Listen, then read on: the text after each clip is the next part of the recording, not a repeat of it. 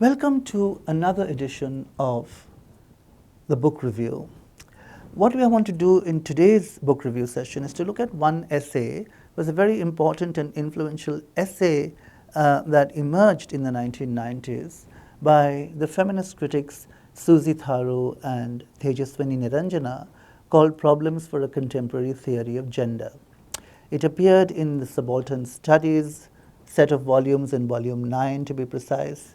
The Subaltern Studies set of volumes were a very interesting set of volumes that emerged across the late 80s and 90s that actually redefined South Asian history, and we shall be doing some other videos in this series on the book review on the Subaltern Studies volumes, especially the first 6, which were quite useful, and then the next 6, which in some sense developed the first 6.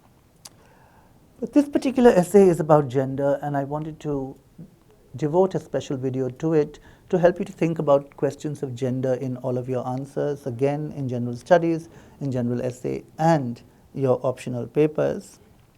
So what does this essay try to do?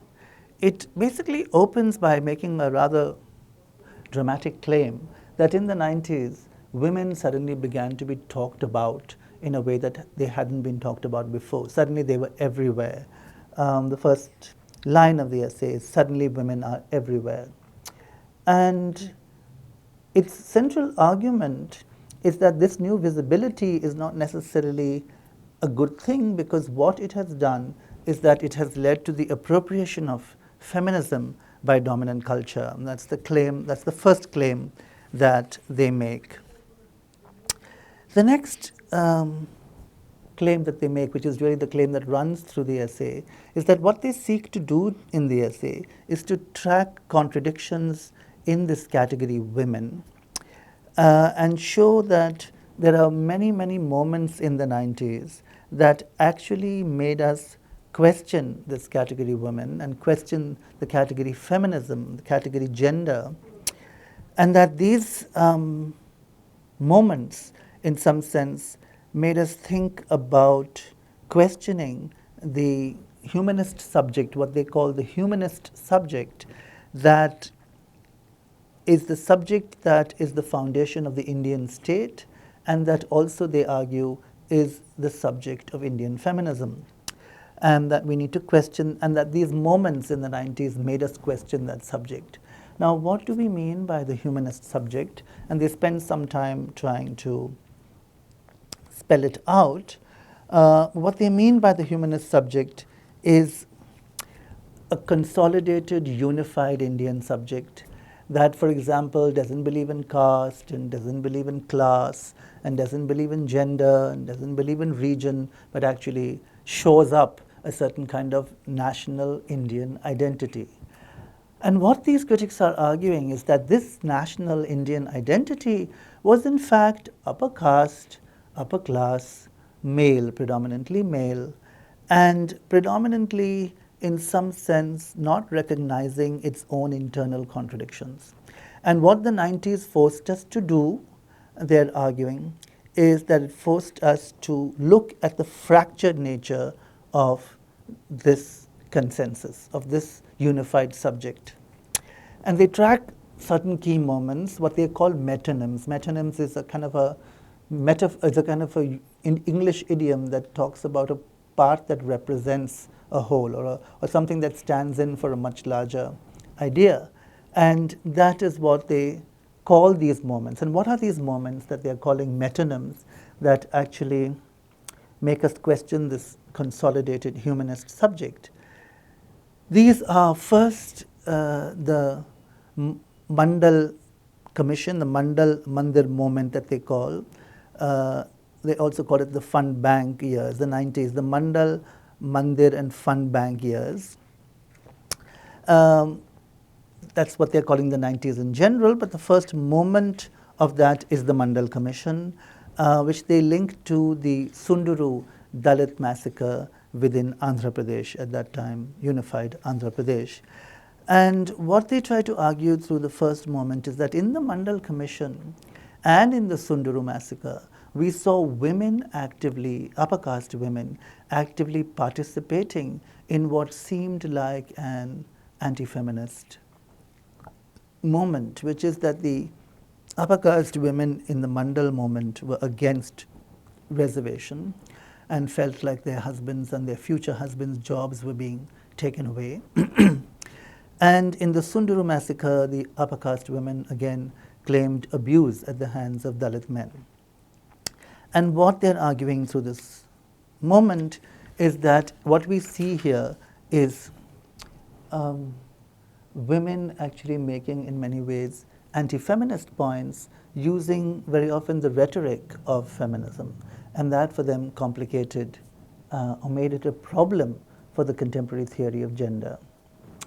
The second is, in some sense, the economic or the political economy of the World Bank and IMF moment, which they say leads to the second moment, which is around population control. And they look at net N, the injectable, that many rural women in India were forced to inject into their bodies as part of the much larger discourse of neoliberalism produced by the IMF, World Bank, what they call the fund bank, years in India, and how that again was trying to produce a feminist subject in control of her own body, but actually it was lower caste Muslim bodies, largely, they claim, that were forced to get this injectable into their bodies. And so once again, feminist rhetoric was used for anti-feminist ends. And the third moment that they spend some time on is the question of Hindutva women. That is the question of women who are actively part of Hindu fundamentalist parties and actually join their men in demonizing and attacking, even physically, minorities. And how do we understand women doing that to other women? That is, majority women doing that to minority women. And that's how they proceed through these various metonyms to the end of their essay, where they end with a certain moment that they are arguing counters these dominant moments, which is the anti-Arak agitations in Telangana and Andhra Pradesh as a whole, at that time Andhra Pradesh.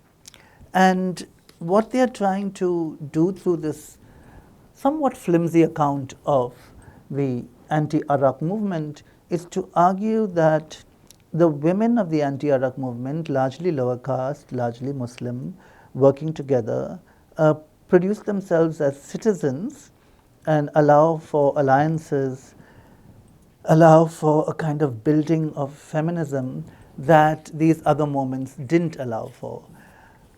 That roughly is the map of this essay. Now, there are several questions that one needs to ask about this essay, even as one holds on to the idea, and all of you need to hold on to it for your answers, that in many ways women are not a unified category. They are not a singular category. They are a category that are marked by divisions along the lines of caste, along the lines of class, along the lines of region. All these points are well taken. However, there is something over-dramatized about this essay that we need to question. The first question to ask is, what is the meaning of this new visibility that they are claiming is new? Women have been centrally part of the discourse of the nation since the 19th century, since nationalism, since the social reform movement. So it's not as if the visibility of women is new, or the discourse of women being used as a category is new, or the appropriation of feminism is new. It's not new at all. It's actually quite old. But the big question I have to ask about this essay, and we all need to ask about this essay, is who is the we of this essay? There's a we that runs through this essay. There's a us that runs through this essay. And this is the we and the us of liberal left feminists. And in many ways, this we and this us, which is uninterrogated in the essay, actually repeats or reiterates the very oppression that the essay seeks to uncover. The essay seeks to uncover the liberal consensus of the humanist subject, but somehow it is precisely the liberal subject that is performing this fracture. Now, if you are performing this fracture, you must necessarily fracture yourself. And so what would a fractured narrative of the self look like? Whereas in the essay, we don't have a fractured narrative of the self at all. We have a quite self-confident, quite assured narrative of the fracture of the liberal humanist subject of Indian sociology or the Indian state. They also make, if one has to follow the third wave feminist understanding of complicating simplistic categories, then we must also complicate simplistic diagnoses of problems or alliances or solidarities. So for example, in the Shah Bano case, one of their big complaints is that the anti-Muslim lobby and the feminist lobby found themselves on the same side of the Shah Bano case, that is standing up for Shah Bano. And I'm not sure that this is necessarily a bad thing. It's an important thing to distinguish oneself from the anti-Muslim lobby on Shah Bano. But are we saying that we drop, therefore, the question of standing for Shah Bano's rights against the idea of community, against the idea of cultural autonomy that we talked about in another video on minority? Do we not stand by Shah Bano as opposed to cultural autonomy of the community? Similarly, in the Sundaru case, they say that feminists used sexual harassment as one of the issues in the whole moment. And my point is, why do we want to exclude the question of sexual harassment from that issue? Are we saying that Dalit men don't harass women? Dalit men do harass women. Women are harassed by men across caste. And so why do we want to just say that we don't want to deal with the question, the difficult question of sexual harassment within the Dalit community by Dalit men? And then the question of choice is not new, really. It's an old question within feminism, which is that where does one draw the line on the question of choice for women? Caste and community are part of the humanist machinery as well. So it's not as if caste and community can be used to prise open the idea of humanism. They're often very embedded in that very machinery. They also make some strange comments about the subject of law, saying that the legal subject is, or the idea of legal personhood is a humanist idea, and that humanist idea is, in some sense, consolidated and hegemonic, whereas actually the subject of law is not humanist and not unified. We don't have a unified subject of law, which is why law is such a messy terrain. For example, women are simultaneously above law, under law, around the law. They don't really amount to legal subjects in some contexts. They are hyper-legal subjects in another context. So it's very simplistic to say that the subject of law is humanist. It's a really reductionist idea, and it makes law into some monolithic, consolidated terrain, which it is not. The modern secular self also is produced as humanist and static, and that's dangerous, because if we have to drop the idea of secular, we are left with actually a very dangerous communitarianism. And so we must learn to hold on to a critical idea of secularism from below, in some sense, to quote Gayatri Spivak, about whom we'll make other videos about her very interesting ideas. But the idea of dropping secularism, because secularism, the modern secular self, is seen as humanist, is a problem. Also, the question of caste working in the same way in neoliberal India as it was in earlier nationalist India is actually, strictly speaking, incorrect, because neoliberal India is quite messy in its understanding of caste. A lot of the times, for example, Anand Teltumde and his colleagues in Pune did a study of Dalit employment within the corporate sector and found that 31 to 38% of the corporate sector was in fact Dalit, not marked by their caste because there's no reservation. And of course, Teltumde's argument, which we'll deal with in another video, is that that actually shows that we should not have reservation, because reservation would mark these people as lower caste and then actually bring the force of discrimination down upon them. But whether that or not, is an acceptable argument or not is a separate issue for a separate video. But in relation to our point, you cannot actually say that caste lies outside neoliberal India's purview in the same way as it did elsewhere, or lies inside in the same way. It doesn't. Whether inside or outside, it doesn't work in the same way in neoliberal India as it did earlier.